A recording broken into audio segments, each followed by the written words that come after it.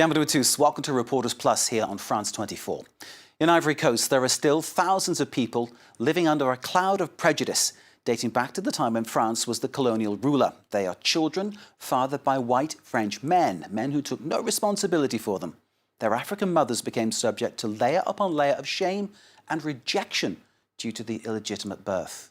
The children became wards of the French state and ended up in mixed-race orphanages. Now, their story is one of heartbreaking rejection, but of hope, the human spirit shining through against the odds. Caroline Dumay and Thijs Broek of this report, The Hidden Children of the French Empire.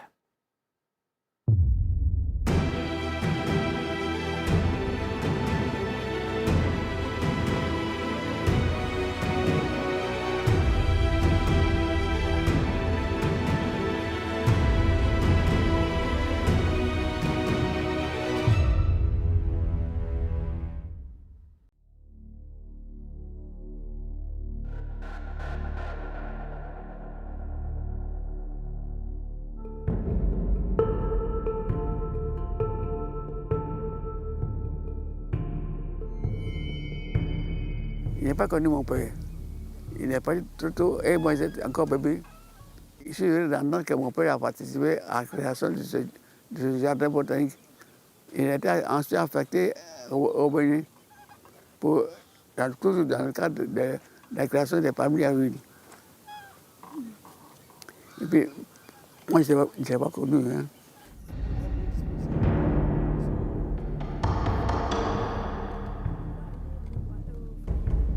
Mes fils me demandent, mais pourquoi les papis, il est blanc? Pourquoi il est blanc et puis ses autres frères sont noirs? Bon, il faut expliquer. Et les enfants, ils posent des questions. Des fois, moi, je n'ai pas les réponses, mais bon, et c'est des questions souvent embarrassantes. Bon, l'histoire a été cachée, c'était caché dans un tiroir, dans un placard, enfermé dans un placard pour ne pas que l'opinion publique sache.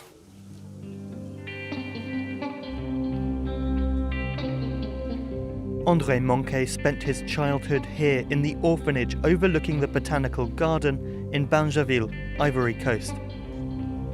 He'd just turned 10 when he first arrived at his strange new home. To get there, he travelled for hours on foot, escorted by colonial guards. This was in 1939, more than 80 years ago, but he remembers it like it was yesterday. Je le vois tout en larmes. Avec beaucoup d'émotions.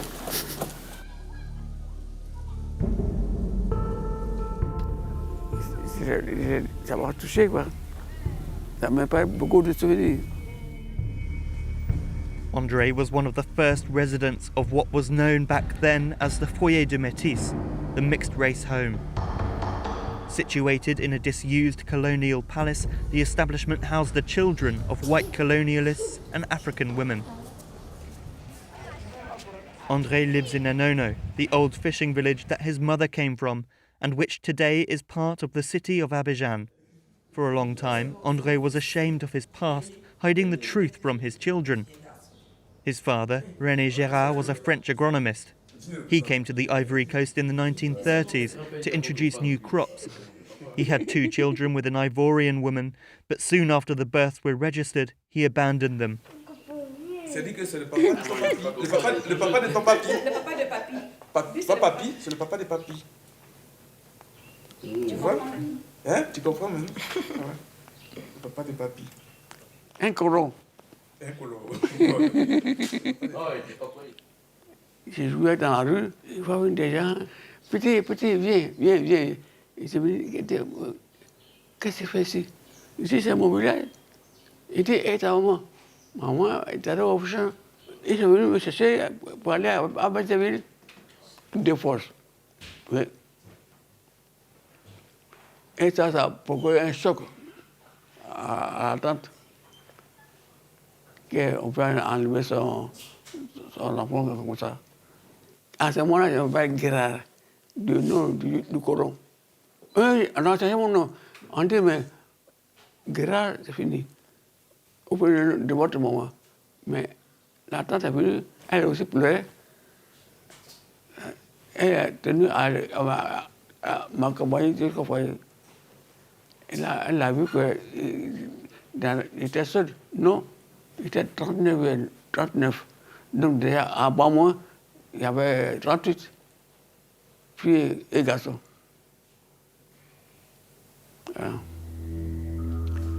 Taken from their mothers and cut off from their fathers, mixed-race children in the French colonies were separated from the rest of society, a rule decided in 1903 by the Governor-General of French West Africa. Every major city in the empire had to provide a facility to house the children. In Ivory Coast, the old governor's palace in Bangerville was chosen. The site had been abandoned when the country's capital was moved to Abidjan in 1934.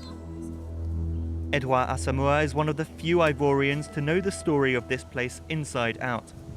He himself was an orphan here long after the building had stopped exclusively housing mixed-race children.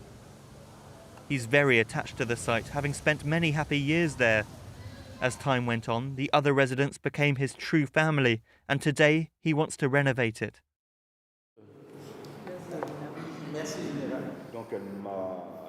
Tout ce qui est ossature du bâtiment tient encore.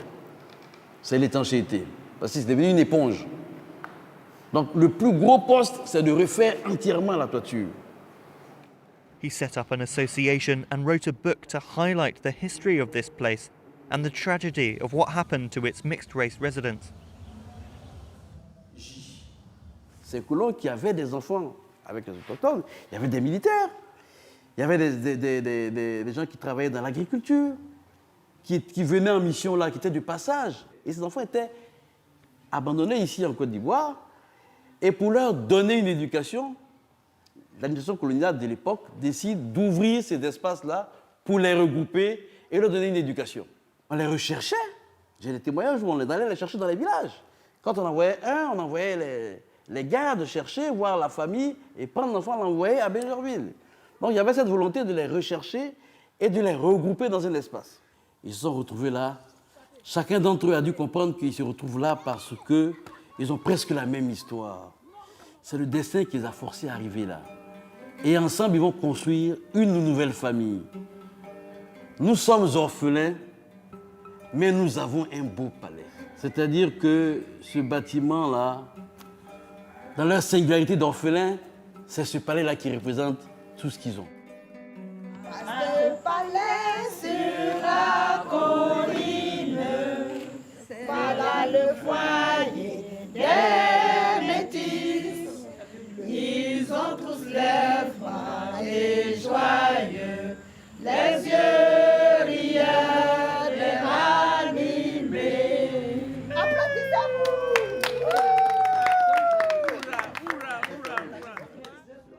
In a sense, the former residents of this home never really left it. They still sing and remember the same old songs. Everyone here was born before independence when the country was under French rule. In the home, they were considered wards of the state. While each of their stories is different, the residents all tell tales laced with deep personal tragedy. Mon histoire est différente parce que mon père était ce qu'ils appelaient un commandant de cercle, quelque chose comme ça. Et il passait son temps à faire des tournées à travers la Côte d'Ivoire. Et quand il est arrivé dans ma région, ma mère a été le cadeau de bienvenue qu'on lui a offert. Comme ça se faisait. Il arrive un blanc qui est responsable, on le reçoit, on l'accueille et on lui offre un cadeau de bienvenue, donc une femme. Et donc, leur histoire a duré 48 heures, d'après ce que ma mère m'a dit. Pensez donc, une pauvre villageoise, elle était très jeune, analphabète, elle se contentait de vendre ses légumes, qui se retrouve, tout ce qu'elle avait, c'était sa beauté, elle était très belle. Et elle qui se retrouve tout d'un coup dans une situation aussi humiliante. Elle a préféré quitter le village quand j'avais 3 ans. C'est lourd à porter. Pour la simple raison que vous subissez nous avons subi beaucoup d'humiliations. Nous continuons d'en subir. Pour nous, c'était difficile. Ça a été très difficile.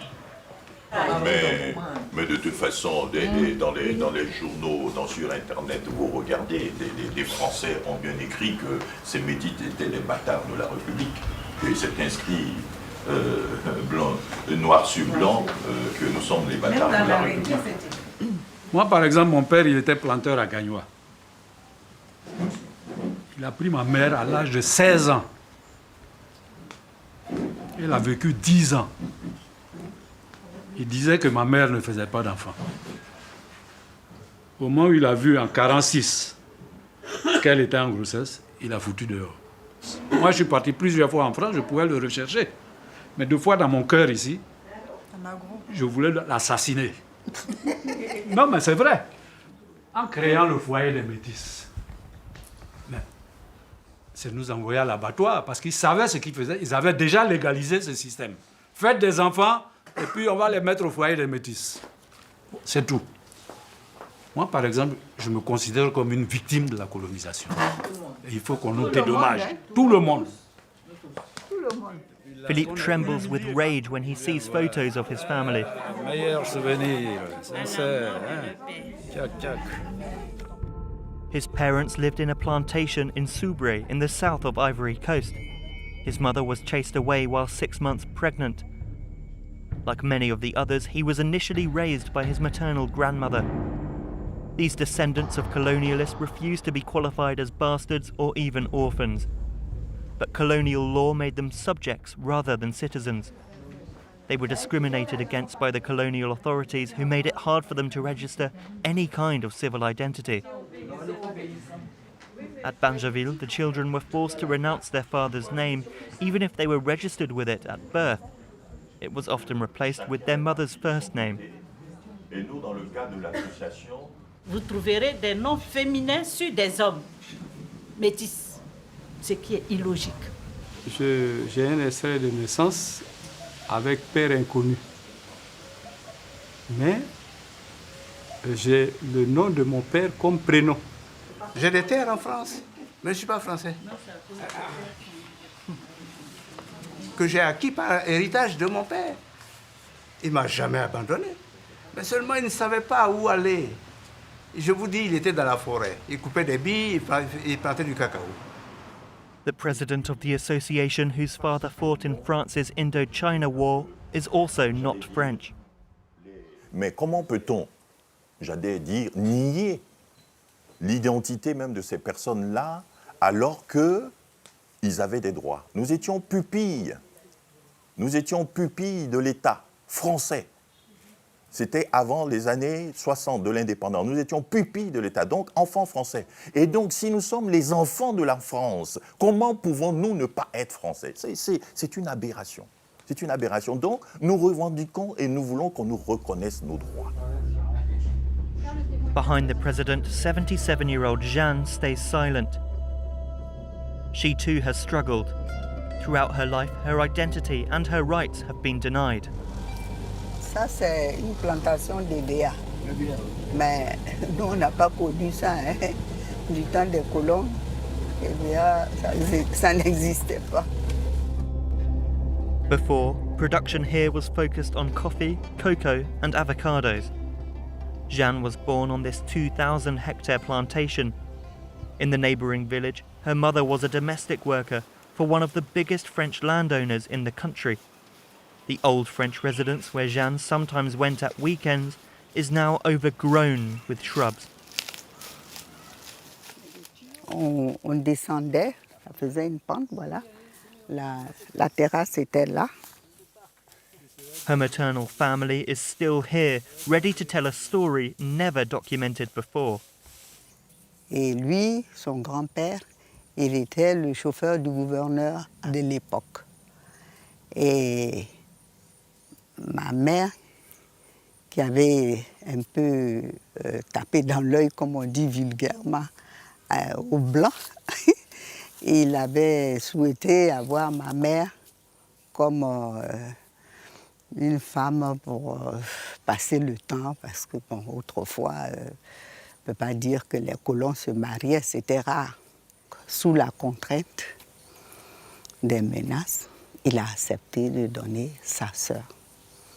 Et c'est comme ça que je suis née. J'ai été un petit peu ballottée à droite, à gauche. On me laissait chez des amis pendant 1 an. Il allait faire de la politique. Après, il se souvenait qu'il avait laissé une fille quelque part. Il venait me récupérer.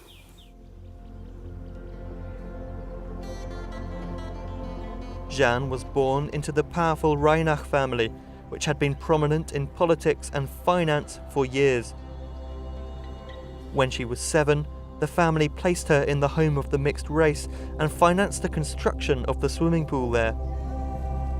By the time Jeanne left the establishment, her French family had left Ivory Coast, and she wasn't able to gain French citizenship. No one would give her any information about her father's family, which was well known in France before the Second World War. Jeanne realised later in life that she was in fact the granddaughter of Théodore Reinach, a renowned French scholar and politician. His extended family was linked to the Rothschild and Commando families, who owned chateaux and villas across Europe.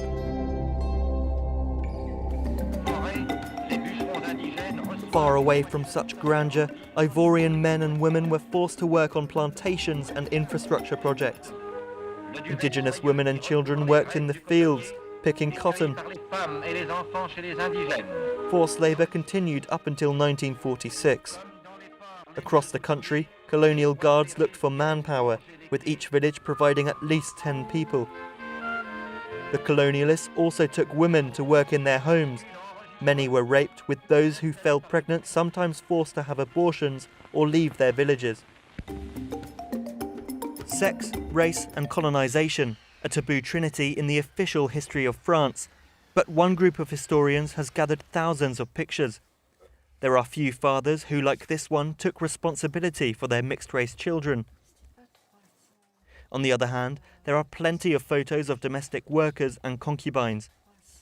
The colonialists valued these women highly, thinking they would protect them from venereal disease. That was the view of Dr. Jacobus, a high-ranking colonial official who claimed to have 30 years' experience. His infamous work, Love in the Colonies, was published in 1893 and has had 37 new editions since. C'est une sorte de bréviaire raciale et sexuelle. D'abord pour expliquer à ces braves colonisateurs que ce qu'ils font aux colonies n'est en rien perturbant pour leur statut social s'ils ont une fiancée ou une épouse en France. Premier point, important. Vous ne trompez pas votre épouse en ayant comme concubine une jeune indigène. Deuxièmement, c'est une typologie raciale en fonction des populations. L'odeur, la corporalité, la peau, les pratiques sexuelles de chaque population. Et troisièmement, c'est une manière d'expliquer aussi comment s'y prendre. C'est une sorte de guide. Donc un jeune qui prend le bateau, il est déjà fabriqué dans sa matrice. Dans une France et une Europe corsetée à la fin du 19e, où le corps des femmes n'est pas visible, où quelque part il y a peu d'espace pour libérer, entre guillemets, sa sexualité, il sait déjà que là-bas ça va être possible. C'est ça les colonies. C'est ça que fabrique cette matrice. Elle fabrique en fait un espace, entre guillemets, paradis sexuel, qui est un enfer pour ceux qui le subissent, où le corps de l'autre, comme la terre, appartient en fait aux colonisateurs. In this land of sexual safaris, secret families built up over time, far away from the cities. Nobody will ever know how many mixed-race children were born in colonial plantation fields, but letters written featuring Jeanne's family letterhead provide an insight into attitudes of the time. For a year and a half now, I've had an abandoned 12-year-old mixed-race boy. We kept this little one, whose father we don't know, and now he's permanently with us. The harvest will be good. I've hired a young mixed-race boy who's doing a good job. He's the 18-year-old son of one of my friends, who's been very well trained. I have another protege who's currently in North Africa. He's another mixed-race boy that I met in Dimbokro. You see what I have to deal with, I'm rather busy. Jeanne's maternal family is from Tiesale, where some of the first colonialists settled. She often visits her mother's tomb, which she's tended all her life. Ça, vraiment, on en veut à la France. Hein? On en veut à la France parce qu'ils nous ont parqués dans un foyer de métis, dans une institution. Oui, c'est le pays qui nous a abandonnés, c'est le pays qui n'a rien fait pour nous. C'est tout. Et ça fait mal. Quand on connaît l'histoire après, ça fait mal. The mixed-race children were well educated and as adults integrated well into Ivorian society, but they are still looking for justice. Their association has begun taking steps. They recently consulted a lawyer to advise them on what individual and collective action they could take. Patricia Armand is also the daughter of a mixed-race woman. Her mother was among those sent to Bangerville and even studied with Jeanne in the very same classrooms. toujours maman. Chaque fois que je vois chacune de vous, j'ai... Alors, tu vois un peu ce genre de discrimination. Et puis, quand vous pensez qu'avec tout le moyen que mon père a, et il a des châteaux ici, il a des maisons par ici, bon, il est de ceci, de cela, et puis vous portez le nom Afoué, Adjoa, Amlan, et de pères inconnus, vraiment... Donc je pense qu'effectivement, au niveau des archives, on devrait pouvoir trouver tout cela. Et tous ceux qui figurent comme dans la liste de ces pupilles d'État et tout ça, je crois que la France, par une obligation morale, de leur rendre leurs droits. Le grand problème avec le droit, c'est la question de la preuve. On peut être titulaire d'un droit, mais pour pouvoir l'exercer, il faut pouvoir parfois... La charge de la preuve pèse sur la personne, le demandeur, comme il est dit en droit. This proof is incredibly difficult to find. Birth certificates were changed during the colonial period and no one, not even Patricia, has been able to find the original documents. Maman est née d'un père français, en tout cas présumé français, qui s'appelait Fernand Combalusier. Lorsqu'on a fait la demande à Nantes, où sont conservées les archives de la OEF, Nantes nous a répondu qu'il ne trouvait aucune trace de Fernand Combalusier.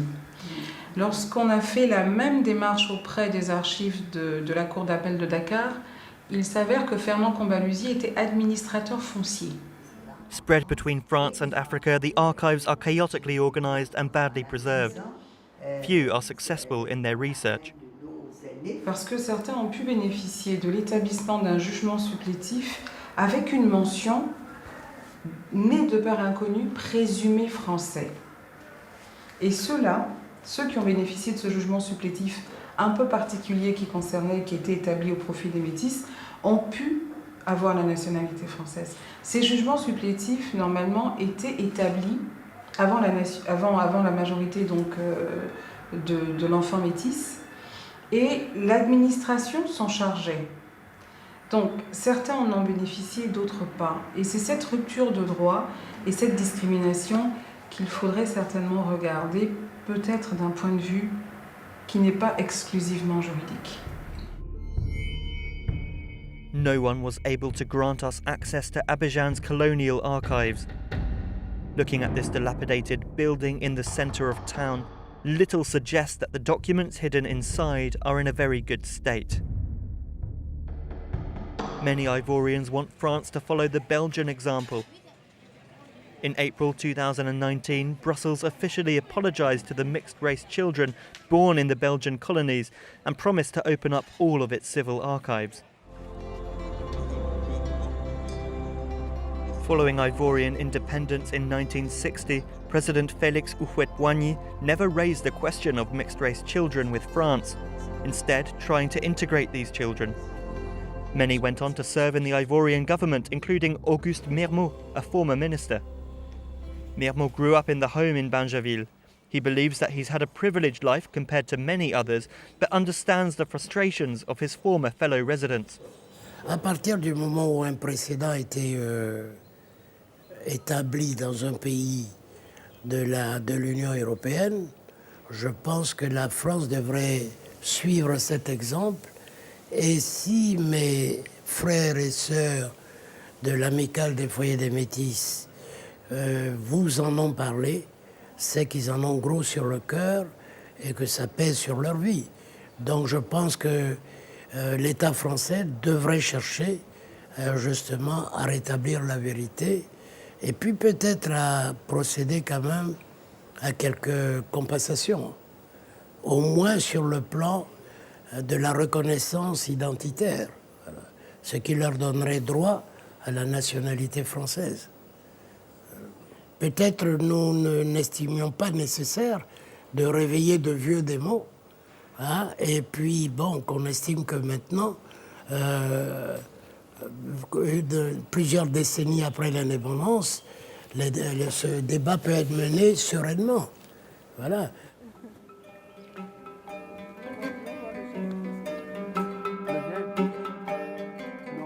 For the mixed-race children, spreading the truth about what happened could allow them to turn a page on a history of discrimination. La classe. les classes en bas et puis le premier dortoir. Et puis en haut, c'était la résidence Le du directeur.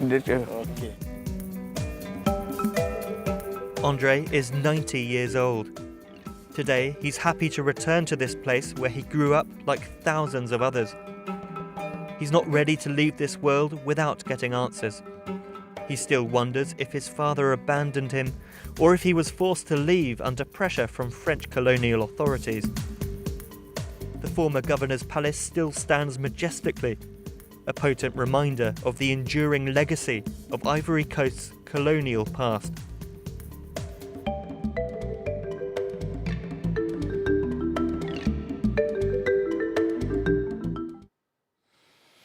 The Hidden Children of the French Empire. You can see the report by Caroline Dumais and Thais Brooke again on our website, france24.com. Thank you for watching. This is Reporters Plus on France 24. Stay with us, but most of all, stay safe.